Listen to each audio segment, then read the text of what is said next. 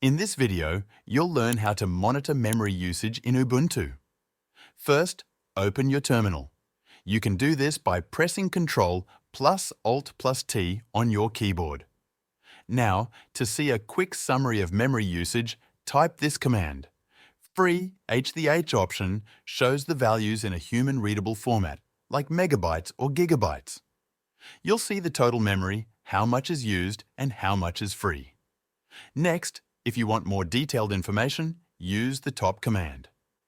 Just type top. This will open a real-time view of system processes. At the top, you'll see how much memory your system is using. To quit this view, press the Q key.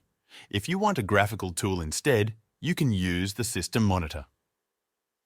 Click the Activities button, then search for System Monitor and open it. Go to the Resources tab to see your memory usage in a graph. That's how you monitor memory usage in Ubuntu. Thanks for watching.